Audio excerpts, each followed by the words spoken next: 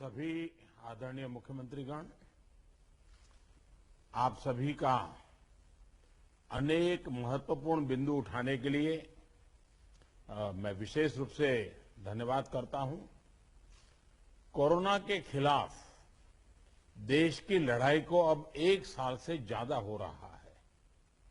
इस दौरान भारत के लोगों ने कोरोना का जिस तरह मुकाबला किया है, उसका दुनिया में उदाहरण के रूप में चर्चा हो रही है। लोग उसको उदाहरण के रूप में प्रस्तुत करते हैं। आज भारत में 96% से ज्यादा केसेस रिकवर हो चुके हैं। फैटेलिटी रेट में भी भारत दुनिया के उन देशों की लिस्ट में है जहां ये रेट सबसे कम है। देश और दुनिया में कोरोना की स्थिति को सामने रखते हुए जो प्रेजेंटेशन यहां दिया गया, उससे भी कई अहम पहलू हमारे सामने आए हैं। दुनिया के अधिकांश कोरोना प्रभावित देश ऐसे हैं जिन्हें कोरोना की कई वेव्स का सामना करना पड़ा है। हमारे देश में भी कुछ राज्यों में केसेस कम होने के बाद अचानक से वृद्धि होने लगी है। आप सभी इन पर ध्यान दे रहे हैं, लेकिन फिर भी कुछ राज्यों का उल्लेख हुआ है, जैसे महाराष्ट्र है, पंजाब है, और आप मुख्यमंत्रियों ने भी चिंता व्यक्त की है। सिर्फ मैं कह रहा हूं ऐसा नहीं है। और विशेष चिंता की आप कर भी रहे हैं और करने की जरूरत भी है। हम ये भी देख रहे हैं कि महाराष्ट्र और एमपी में टेस्ट पॉजिटिविटी रेट बहुत ज्यादा है और केसों की संख्या भी बढ़ रही है, बहुत आ रहे हैं। इस बारे में कई ऐसे इलाकों, ऐसे जिलों में भी ये वृद्धि देखने को मिल रही है जो अभी तक खुद को बचाए हुए थे, सेफ जोन थे एक प्रकार से। अब वहां पर हमें कुछ चीजें नजर आ रही हैं। देश के 70 जिलों में तो पिछले कुछ हफ्तों में यह वृद्धि 150% से भी ज्यादा है, 150% से ज्यादा। अगर हम इस बढ़ती हुई महामारी को यही नहीं रोकेंगे तो देशव्यापी आउटब्रेक की स्थिति बन सकती है। हमें कोरोना की उस उभरती हुई सेकंड पीक को तुरंत रोकना ही होगा और इसके लिए हमें क्विक और डिसाइसिव कदम उठाने होंगे। कई जगह देखने को मिल रहा है कि मास्क को लेकर अब स्थानीय प्रशासन द्वारा भी उतनी गंभीरता नहीं दिखाई जा रही। मेरा आग्रह है कि स्थानीय स्तर पर गवर्नेंस को लेकर जो भी दिक्कत है, उनकी पड़ताल, उनकी समीक्षा की जानी और उन दिक्कतों को सुलझाया जाना, ये मैं समझता हूं वर्तमान में बहुत आवश्यक है। ये मंथन का विषय है कि आखिर कुछ क्षेत्रों में ही टेस्टिंग कम क्यों हो रही है, क्यों ऐसे ही क्षेत्रों में टीकाकरण भी कम हो रहा है। मैं समझता हूं कि ये गुड गवर्नेंस की परीक्षा का भी समय है। कोरोना की लड़ाई में हम आज जहां तक पहुंचे हैं, उसमें और उससे जो आत्मविश्वास आया है, ये आत्मविश्वास, हमारा कॉन्फिडेंस ओवर कॉन्फिडेंस भी नहीं हो जाना चाहिए। हमारी ये सफलता लापरवाही में भी नहीं बदलनी चाहिए। हमें जनता को पैनिक मोड में भी नहीं लाना है। एक भय का साम्राज्य फैल जाए, ये भी स्थिति नहीं लानी है। और कुछ सावधानियां बरत करके, कुछ इनिशिएटिव लेकर के हमें जनता को परेशानी से मुक्ति भी दिलानी है। अपने प्रयासों में हमें अपने पुराने अनुभवों को शामिल करके रणनीति बनानी होगी। हर राज्य के अपने अपने प्रयोग हैं, अच्छे प्रयोग हैं, अच्छे इनिशिएटिव हैं।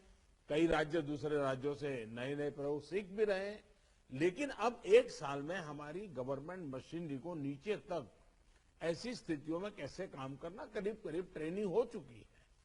अब हमें प्रोएक्टिव होना जरूरी है। हमें जहां जरूरी हो, और ये मैं आग्रहपूर्वक कहता हूं, माइक्रो कंटेनमेंट जोन बनाने का विकल्प भी किसी भी हालत में ढिलास नहीं लानी चाहिए।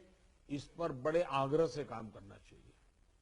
जिलों में काम कर रही पैंडेमिक जो रिस्पांस टीम्स को कंटेनमेंट और सर्वेलेंस एसओपीस इसकी रीओरिएंटेशन की आवश्यकता हो, वो भी किया जाना चाहिए। फिर से एक बार 4 घंटे 6 घंटे के लिए बैठ करके चर्चा हो, हर लेवल पे चर्चा हो, सेंसिटाइज भी करेंगे, पुरानी चीजें याद भी करा देंगे और गति भी ला सकते हैं। और इसके साथ ही टेस्ट, ट्रैक और ट्रीट, इसको लेकर भी हमें उतनी ही गंभीरता की जरूरत है जैसे कि हम पिछले 1 साल से करते आ रहे हैं। हर संक्रमित व्यक्ति के कॉन्टैक्ट को कम से कम समय में ट्रैक करना और आरटीपीसीआर टेस्ट रेट 70% से ऊपर रखना बहुत अहम है। हम ये भी देख रहे हैं कि कई राज्यों में रैपिड एंटीजन टेस्टिंग पर ही ज्यादा बल दिया जा रहा है और उसी भरोसे गाड़ी चल रही है। जैसे केरल है, उड़ीसा है, छत्तीसगढ़ है, यूपी है। मुझे लगता है कि इसमें बहुत तेजी से बदल की जरूरत है।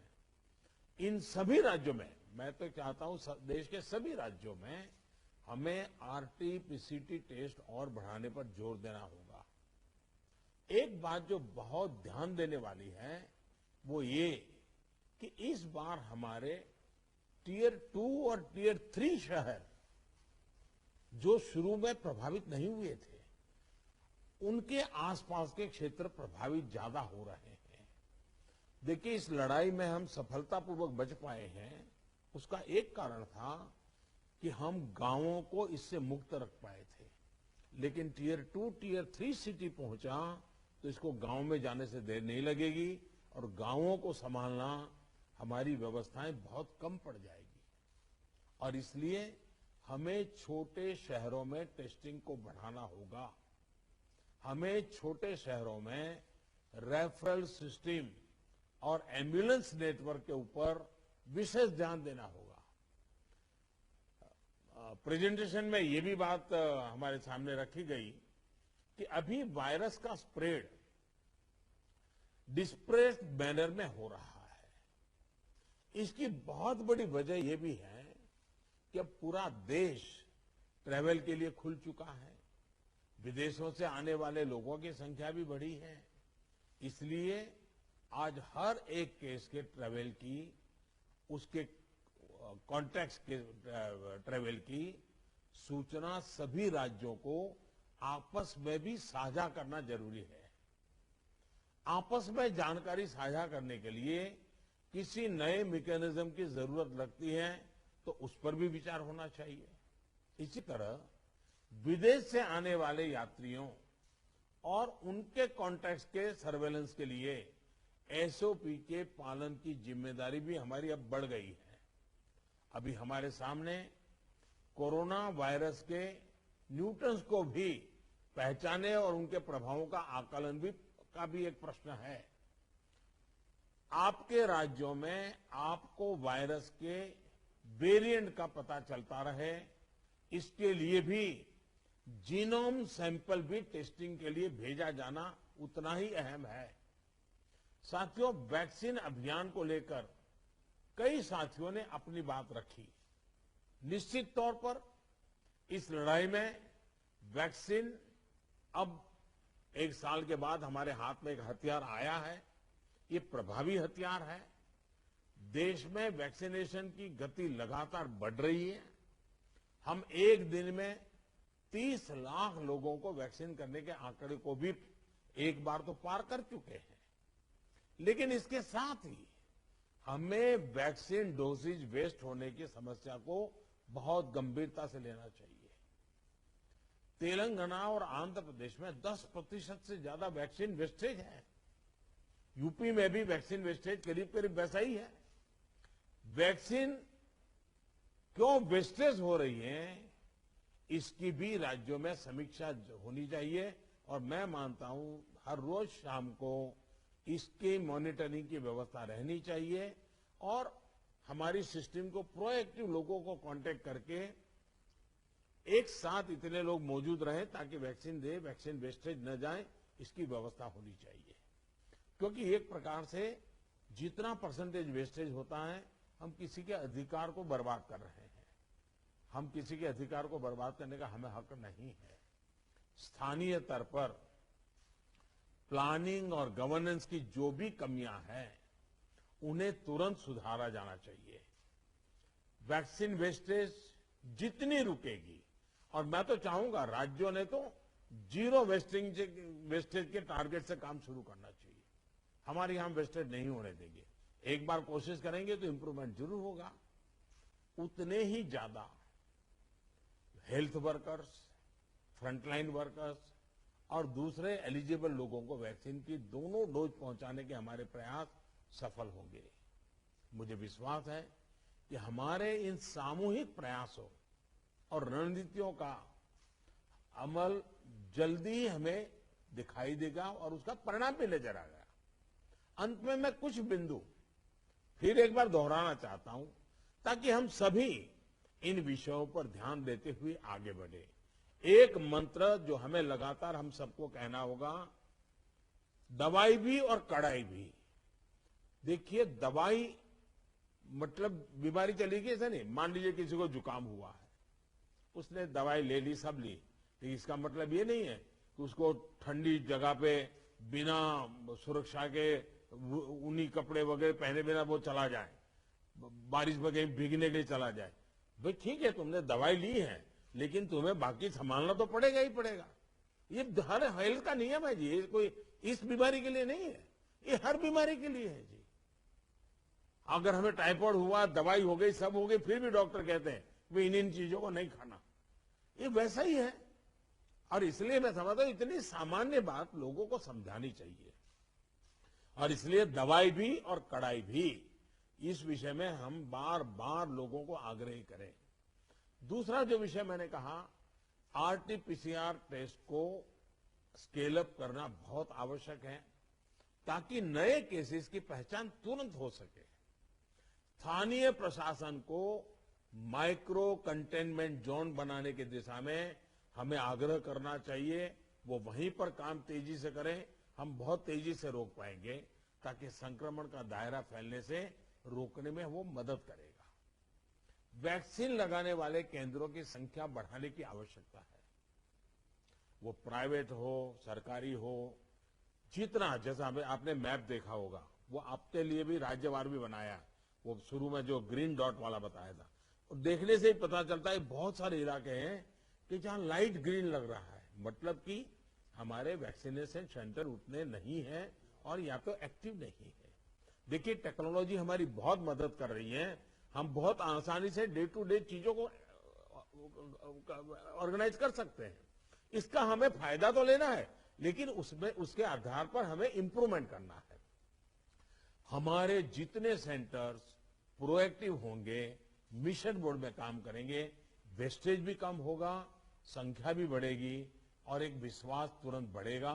मैं चाहता हूं कि इसको बल दिया जाए। साथ ही एक बात हमें ध्यान रखनी होगी, क्योंकि ये वैक्सीन निरंतर प्रोडक्शन हो रहा है और जितना जल्दी हम इससे बाहर निकले, हमें निकलना है। अदरवाइज ये 1 साल, 2 साल, 3 साल तक खींचता चला जाएगा।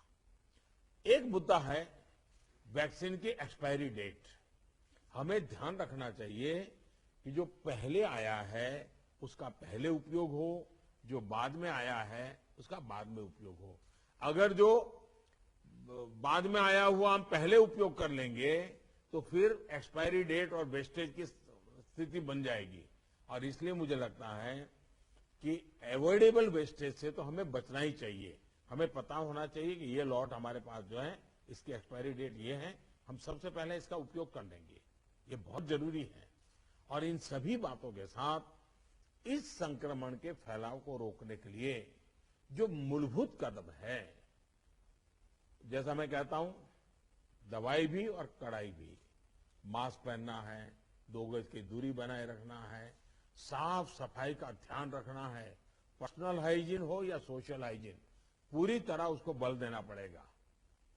ऐसे कई कदम जो पिछले 1 साल से हम करते आए हैं, फिर से एक बार उसको बल देने की जरूरत है, फिर से इस बार आग्रह करने की जरूरत है। उसमें हमें कड़ाई करनी पड़े तो करनी चाहिए। जैसे हमारे कैप्टन साहब कह रहे थे कि हम कल से एक बड़ा कड़ाई करने का मूवमेंट चला रहे, अच्छी बात है। मुझे लगता है कि हम सबने इस दिशा में हिम्मत के साथ करना पड़ेगा।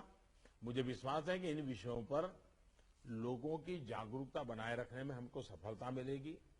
मैं फिर एक बार आपके सुझावों का लिए धन्यवाद करता हूं, और भी जो सुझाव है आप जरूर भेजिए। जो हॉस्पिटल के विषय में जो आज चर्चा निकली है, आप 2-4 घंटे में ही सारी जानकारी दे दीजिए, ताकि मैं शाम को 7-8 बजे के आसपास मेरे डिपार्टमेंट के लोगों के साथ रिव्यू करके इसमें से अगर कोई बॉटल नेक है तो उसको दूर करने के लिए कोई आवश्यक निर्णय करने होंगे तो हेल्थ मिनिस्ट्री तुरंत कर लेगी, और मैं भी उस पर ध्यान दूंगा। लेकिन मैं कहता हूं कि हम अब तक जो लड़ाई जीतते आए हैं, हम सबका सहयोग है। एक हमारा कोरोना वॉरियर का सहयोग है, उसके कारण हुआ है। जनता जनार्दन ने भी बहुत कोऑपरेट किया है जी। हमें जनता से जूझना नहीं पड़ा है। हम जो भी बात लेते गए, जनता ने विश्वास किया है, जनता ने साथ दिया है, और भारत विजयी हो रहा है 130 करोड़ देशवासियों की एक जागरूकता के कारण, 130 करोड़ देशवासियों की सहयोग के कारण, 130 करोड़ देशवासियों के कोऑपरेशन के कारण। हमें जितना जनता जनार्दन को इस विषय पर फिर से जोड़ पाए, फिर से विषय को बताएंगे, मुझे पक्का विश्वास है कि जो अभी बदलाव नजर आ रहा है, हम उस बदलाव को फिर से एक बार रोक पाएंगे, फिर से हम नीचे की तरफ ले जाएंगे, ऐसा मेरा पक्का विश्वास है। आप सबने बहुत मेहनत की है, आपके पास इसकी एक्सपर्टाइज टीम बन चुकी है। थोड़ा आप डेली 1 बार 2 बार पूछना शुरू कर दीजिए, सप्ताह में 1-2 बार मीटिंग लेना शुरू कर दीजिए, चीजें अपने आप गति पकड़ जाएगी। मैं फिर एक बार बहुत शॉर्ट नोटिस में आप सबको, आज की मीटिंग मैंने ऑर्गेनाइज की, लेकिन फिर भी आपने समय निकाला और बहुत विस्तार से अपनी सारी जानकारियां दी। मैं आपका बहुत बहुत आभार व्यक्त करता हूं।